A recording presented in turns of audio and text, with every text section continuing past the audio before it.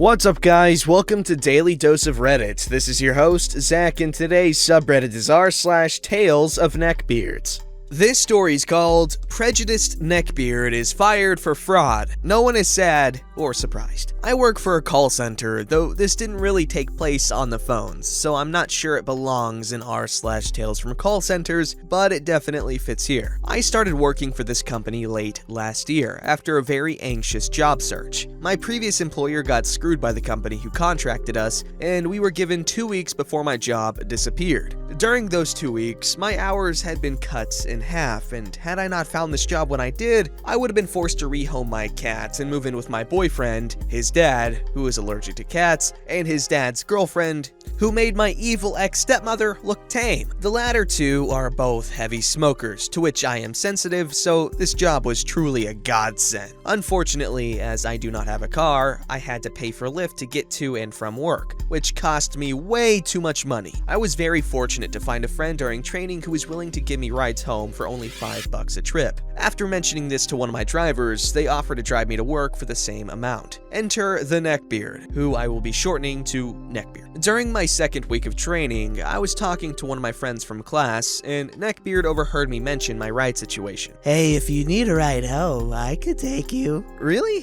Thanks. Mind if we stop by the store so I can get a little more cash? I can give you $5 then. I'll take you, but don't worry about paying me. I'll drive you for free. Wow, thank you. That would be a huge help with how much it's been costing me. I won't lie, I was really hoping I would find someone I could carpool with, and it seemed my prayers had been answered. Good Lord, was I wrong. While things did go fine for the first few days, I found out just what kind of guy he is that Friday. I had pre-ordered a Nintendo Switch Lite several months ago, non-refundable, I tried, and asked Neckbeard if we could stop by Game Store to pick it up. He said yes, and while I can't remember the entire conversation, I will never forget what he said about transgender people. Warning, the next few sentences contain phrases which are very offensive to LGBTQ+ communities. Such phrases are his words, not mine, and I do not agree with anything he said. These people who say they are one gender but are actually another are such sinners. You know, those people don't choose to be that way. If they had the choice, it would be to feel comfortable in their own skin. Nonsense. If you're born with a schlong, then you are a man. They are ungodly, and they are going to hell. The Bible clearly states that it is not our place to judge others on that. It also says that God wants us to choose to follow Him, not force our beliefs on others. The Bible clearly states that they are sinners, and that God hates them. I stopped talking to him after that. I hate when ignorant, entitled Christians pick and choose which part of the Bible they want to follow to fit their own prejudices. I am a Christian as well, but I live by God's commandments, not the words written by imperfect people who are just as capable of being swayed by the devil as anyone else. God's message is one of love, and as such, I refuse to allow hatred into my life. I don't even wish for Trump to be harmed. Impeached, yes, but I will never wish for him to be killed. If God doesn't make mistakes, then isn't it entirely possible that he made these people this way on purpose too? He tests us every day, after all. My best friend is also gay, and he is the sweetest of cinnamon rolls. I love him like a little brother, and you do not want to see me when I'm protecting someone I care about. If you are transphobic because of your religion, chances are that you are homophobic as well. I refuse to believe that someone like him, who wouldn't even hurt a fly, will go anywhere other than heaven. I was so disgusted that I stopped talking to him completely at work. I did tell him that I wasn't going to talk to him anymore, but the only reason I gave him was that we had different morals, but not before another incident where he really pissed me off. I had made another friend at work who was able to give me free rides to work, but since he got there several hours before me, I had about 2 hours to kill in the break room before clocking in. I brought my new Switch Lite and was playing Pocket Tournament while waiting for the time. That's when he came in and just did not care that I had headphones on. He kept talking and talking and talking and just did not get the hint. I was glad that I could use my game as an excuse and turn the volume all the way up so I could pretend I couldn't hear him and was too focused on not dying. He eventually walked away in a huff, and afterwards I got advice on what to tell him. Whoo, boy, did he not like that. Now, I'm a friendly person, so if I see someone walk into the room, I will instinctively smile at them. If it was him, I dropped my smile and looked away. Oh, are you finally gonna talk to me today? I ignored him. I found out one of my new coworkers was a staff member at our local local anime convention. And since we were already friends, we started hanging out in the break room. It didn't hurt that she also got rides from the same person, though our schedules were different. She told me that Neckbeard was a jerk to other people as well, and I found out he was also a misogynist. He would say gross things about women in the break room, but in such a way that you had to be paying attention to know just how gross they were. There was one girl who left our department because Neckbeard kept going over to her and giving her unsolicited hugs from behind. She already didn't like being touched, especially without consent, but what made it worse was that he would place his hands on her boobs when doing so. He had, of course, been reported, but since he brought in a lot of sales, there was nothing they wanted to do about it. I also heard from my friend that Neckbeard had been bragging about how he had essentially been committing fraud to get his numbers up.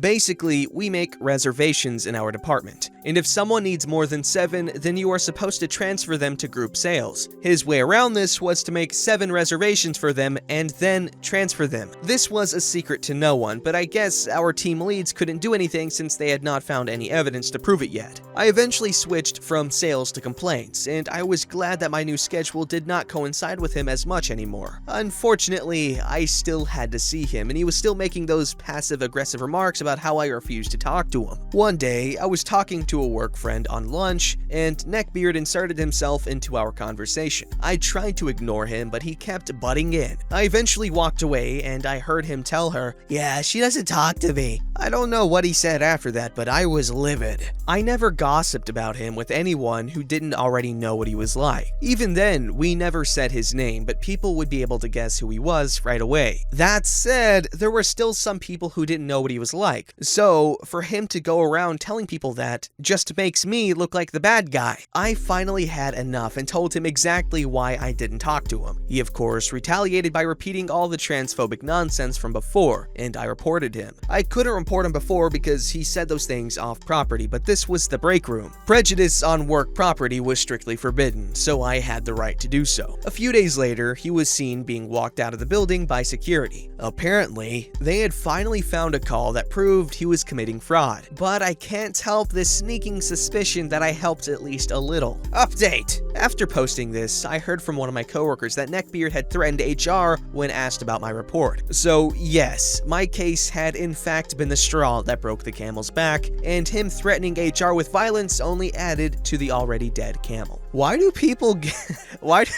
get so worked up about people just doing their own thing? Like, what prompted him to be like, Oh my god, transgenders, man. They're so gross, man. that's just so stupid. Like, why are you obsessing over people just living their life how they want? You don't even have to agree with it, okay? They're people. They're exercising their freedom to do as they please with themselves, because that is the American way. And if you want to infringe their rights to live as they wish to live, then you, sir, are a dirty communist bastard.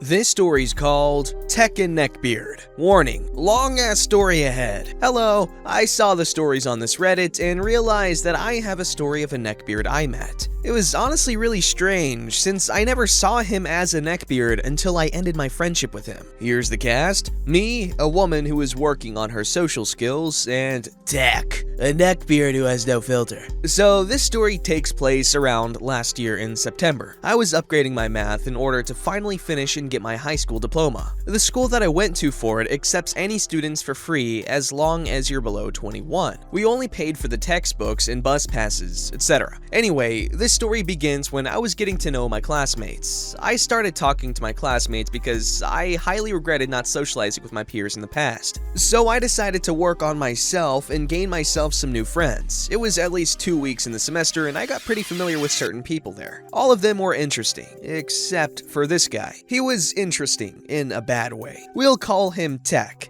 shortened from Tekken, the thing he loves the most. Tech didn't look like a typical neckbeard. He was small, just a few inches taller than me. I'm 5'1". He's not overweight, he was rather thin, always wore big clothes, sometimes anime merch, and has black glasses. His hair was shoulder length, never tied, always looked greasy, and he has this thick, full beard. There was always this certain smell that oozed off of him, and it was horrible. Also, I can never forget and how his eyes never seem to blink when you talk to him. So at some point, my teacher asked me to sit by his group just for one lesson. I was eager because this just meant possible new friendships. I approached their table, and I already had knowledge that they were the sort of nerdy type of people. I overheard them talk about Call of Duty and anime before, so I wasn't all too worried about conversation topics. When I took a seat, I introduced myself to the table, got a few laughs, and started working on our math. Eventually, the topic of anime entered the table, and that's when I mentioned casually that I used to be quite a fan of it until I just grew out of it. Then Tech says something like, Not me, I'll stay a weeb forever. which was cool, alright, you do you kind of thing, but he decided to add something along the lines of, Especially hentai. Hentai's great. he went off about hentai and how he watches it all the time, saying how sexy and cute the anime girls are. Being unsettled by it, I decided to change the topic by asking him about the background picture on his phone. It was just in front of us, would turn on once in a while for notifications. For a while, he talked about his passion for the game, then gradually started going off about how hot the girls were in Tekken. I jokingly agreed, which was a mistake, with him, but he started to talk seriously about how big their tits are. The topic changed and we started talking about how we get to school. I mentioned the area I lived in and what buses I use. Turns out he lives in the same area and uses the same buses. He continues with, I see you on the buses all the time, but you don't see me. and it gave me the biggest freaking chills. I always brushed off the way we met as a bad first impression. We've all been there, so I tried not to make judgment on it and let it go. Eventually, we started going to the buses together. Every time I spent time with him, it was always an upsetting experience in different ways. He never stops talking about Tekken. It's as if he lives for it. When he talks about his Twitch streaming, it's about Tekken. What he does after school, Tekken. Where he talks to people, in Tekkenomino. I always try to ask him what other hobbies he had, and he doesn't really have an answer. I suggest him a few things he might like, and he doesn't really care for them. It was sad whenever we talk about what we do for the weekend, and he'd always answer with, Play Tekken all the day. I forgot to mention, he has a very big ego. I always assumed it was because of Tekken, especially Twitch streaming, assuming he was telling the truth and he has hundreds of people watching him, and how he believes he's good enough to be a pro player for tournaments. It extends to the people in the Amino chat, how every single guy or girl wanted him, he's pansexual, to be with him, and always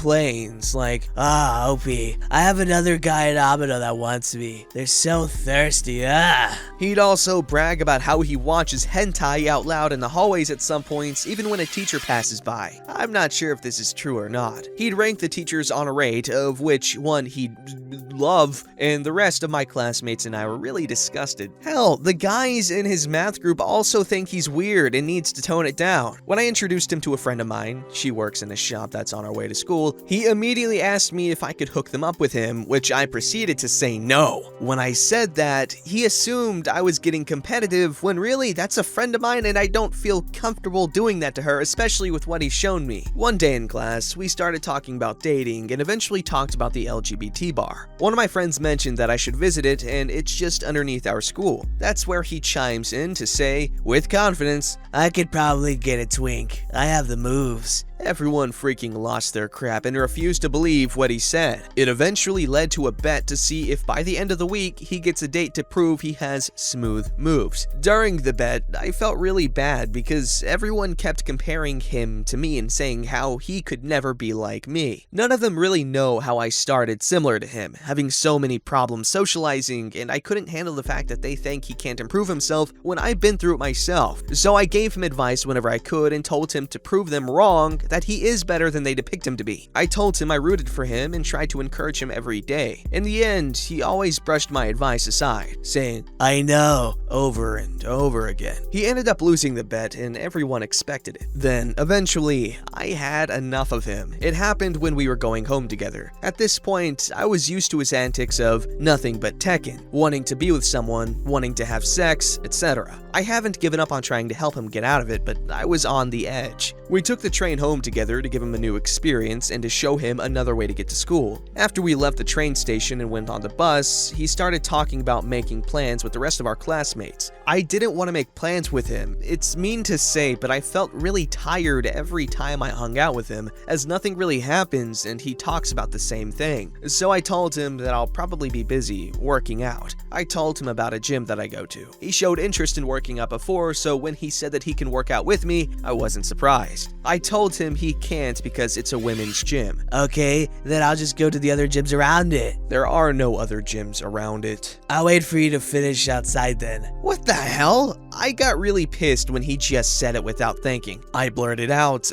don't you know why some of us women want to work out in a women's gym? One of the reasons is because of people like that. He kept going and practically ignored my statement. I could also cross-dress and get in if you want. After that, I couldn't take it anymore. I said, that's how you freaking get arrested, and went silent for the rest of the bus ride. The way he didn't seem to have any clue, laughing it off why these kinds of gyms exist, irked me. I texted him through Instagram about ending our friendship and how I hope that he can understand the weight of the things he says, saying something along the lines of how I hope he learns from this. I wished him the best and nothing happened between us after that, thank God. Sorry if it's so long, but I hope at least some of you enjoyed it. Okay, I really like this subreddit.